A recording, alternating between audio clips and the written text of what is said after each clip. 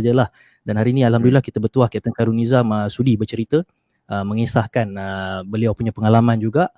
Dan kita nak tanya Kapten Khairul Nizam, dia punya onset ataupun pengesanan anak autisma ni selalunya bermula daripada umur berapa? Adakah dari bayi lagi boleh tahu ataupun dia dah sekolah baru kita tahu? Boleh. Yang ini bagi saya amat kritikal. Dia punya pengesanan awal ni untuk anak-anak. Kalau kita baca sama juga, kalau kita pergi go through dekat internet, ada yang cakap tu punya sign tu kita boleh detect as early as 12-18 months punya baby tu dah boleh nampak lah. Maybe 18 months, 12 months is bit too early. 18 months lah. Untuk didiagnose sebagai kanak-kanak autis pun, dia kena go through banyak apa dia panggil dia punya check tu lah, dia punya check daripada dari sebelum dapat pengesanan sebagai anak autis. Ada checklist. Banyak lah, panjang macam tu. Cuma kebanyakan untuk ibu bapa sekarang ni, dia yang paling penting dia punya pertama tu dia kena of course kena knowledge lah. Bila dia dah nampak anak dia perkembangan tu agak slow ataupun lain daripada anak lain, itu dah sepatutnya trigger untuk parents do something. Cuma dalam masyarakat kita ni, kita tak boleh nak terima. Takkan anak aku ni anak autis kan? Tak adalah. Kalau ni biasalah budak-budak lambat, nanti tak lama lagi boleh lah tu. Tak payahlah. Dan dia macam satu stigma anak autis ni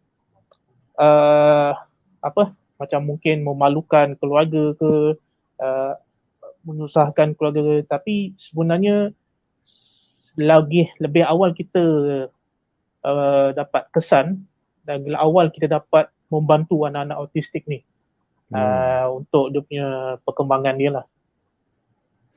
Jadi Kapten Nizam sekarang ni kan ada salah seorang anak Kapten Nizam yang found autistic. Yang sekarang ni Kapten Nizam ada berapa orang anak dan anak keberapa yang kena autism tu? Saya ada 2 anak. Yang ada ini yang anak yang pertama lah, anak pertama. Yang of course macam saya pun dalam keluarga tak ada sejarah yang kena autistik ni. Dan kita pun awal tu bit struggle lah nak memahami keadaan anak, nak menerima dan nak cari jalan untuk anak-anak ni sekolah dia macam mana, pengurusan dia macam mana kan. Macam anak saya tu anak lelaki yang pertama lah, anak lelaki yang pertama ni yang kita start umur 3 tahun tu kita dah start hantar untuk dia punya diagnosis lah dekat pakar-pakar ni lah, pakar-pakar anak autism ni. Dan dia umur 4 tahun tu kita dah start hantar untuk dia panggil EIP, Early Intervention Program untuk anak-anak. Early Intervention Program, EIP Kita nak backtrack sikit Kapten. Semasa pertama kali kira diiktirafkan autistik, siapa yang sebenarnya mempunyai tauliah untuk mengiktirafkan seseorang itu autistik? Adakah doktor ataupun ada pakar neurologis yang lain ataupun pihak-pihak yang tertentu dalam bidang sains atau segalanya? Untuk kes anak ni selalunya dia kepada doktor pakar psikologis lah, psikologis kanak-kanak. Kalau macam dia boleh pergi dekat hospital government pun boleh, hospital swasta pun boleh, untuk dia punya dia punya dapat memastikan autistik ni macam mana, dan dia akan guide parent untuk ambil jalan macam mana untuk membesarkan anak-anak ni. Dan bila seorang doktor psikiatris atau ataupun psikologi kanak-kanak telah mendiagnoskan seseorang sebagai autistik, anak itu sebagai autistik, adakah selalunya seorang parent akan pergi ke second opinion ataupun tanya pendapat doktor lain? Bagi Kapten Khairul Nizam sendiri, adakah Kapten terus menerimanya ataupun macam mana dia punya penerimaan semasa mula-mula tahu tu? Macam saya cakap tadi, saya family tak ada yang pernah mengalami menguruskan anak-anak autisma ni. Dan kes macam saya pergi dua-dua channel lah, government pun pergi, swasta pun pergi. Dan of course kita pun sendiri sebagai parent kena cari own knowledge lah, selalu daripada internet ke apa ke, daripada buku ke. Dan once, macam saya cakap tadi, once kita dah accept, and then easy for us lah, because usually for parents dia punya first stage tu usually denial. Takkan anak aku macam ni kan, tak adalah, anak aku tak macam ni lah, ini baru 2 tahun, nanti 4-5 tahun tu dia okey lah tu. And even among your relative pun, especially yang tak pernah menguruskan anak macam ni pun akan cakap benda sama. Tak payahlah ni, anak ni biasalah, budak kecil, biasalah. Tapi kalau dari sudut medical ataupun kerja saintiknya, lebih awal kita detect, lebih awal kita dapat masukkan di dalam dia punya, macam tadi, early intervention program tu. EIP, Early Intervention Program. Lagi awal kita diagnose, lagi cepat kita boleh buat treatment ataupun rawatan. Jadi nak bercakap pasal early intervention tu, apakah dia punya cakupan ataupun komposisi dalam early intervention program, Captain? Adakah ia akan bagi cure 100% dia punya target, ataupun hanya nak berikan survival skill yang perlu untuk anak-anak autisma ni kira berdikari? Okay, untuk autisma ni, dia pertama sekali untuk kita kena faham, dia bukan satu penyakit. Dia tak diiktiraf sebagai satu penyakit. And then sampai sekarang pun dia punya status is unknown reason. Macam kenapa benda ni terjadi. Unknown reason. Bila dia kata tak ada, it's not recognized as a disease, then dia pun tak ada ubat yang kata betul-betul berkesan untuk merawat anak-anak ni lah.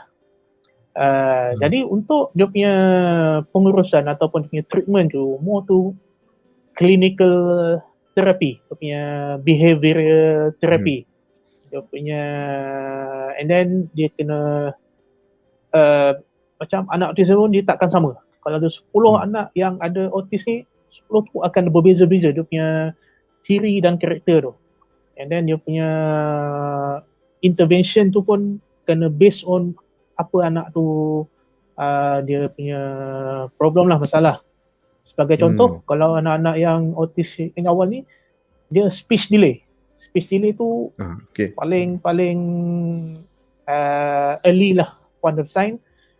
Speech delay, contoh umur 2 tahun atau 3 tahun tu, dia nak sebut mama ke papa pun tak boleh keluar lagi daripada mulut dia sendiri. Kalau dia compare dengan anak-anak atau sepupu-sepupu dia lain, dah awal lah.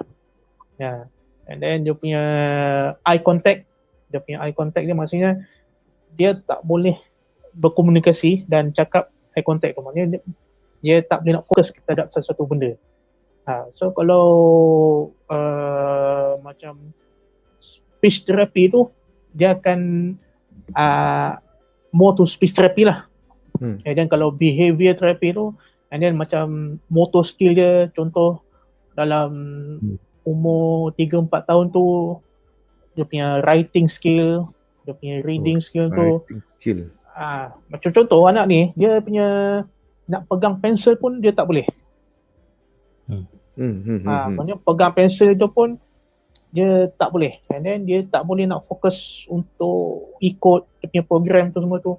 So yang tu dia punya dia punya terapi tu, occupational therapy punya program tu akan membantu anak-anak ni lah. Jadi dalam EIP tu, Captain,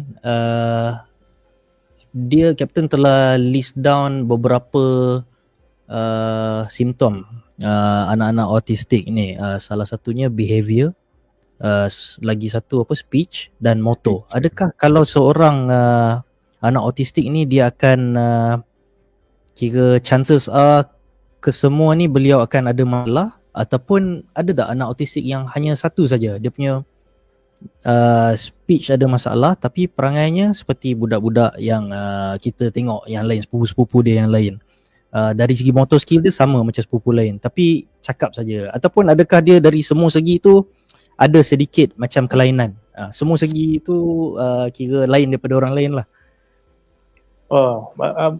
Boleh, macam saya cakap tadi, anak autism ni dia semua ni lain. Even kalau kita tengok dekat dia punya anak-anak ni pun dia ada dikategori sebagai high functioning autism dengan yang low function. Yang high functioning autism ni kita boleh tengok ada yang jadi tahfiz, ada yang pakar matematik, ada yang boleh main piano, boleh buat lagu semua, musician macam Captain Amir. Terror lah dia orang. Dia ini memang high functioning, tapi dia contoh dia akan fokus satu benda tu je. Contoh dia terror matematik, dia akan matematik je. Kalau buat benda lain mungkin dia akan ada satu problem. Kalau dia more to music dia boleh makan lah, nak bagi lagu apa pun dia bawa lagu apa pun. Tapi mungkin yang bahagian lain tu mungkin dia akan ada problem. So anak-anak ni macam kata yang saya cakap tadi, mungkin daripada motor skill dia boleh, tapi speech dia non-verbal mungkin daripada sampai umur 10 tahun, 12 tahun dia tak boleh bercakap lagi. Dia bukan tak boleh bercakap as I mean dia bisu ke apa, dia macam dia tak boleh nak menuturkan perkataan tu, nak sebut perkataan tu dia tak boleh.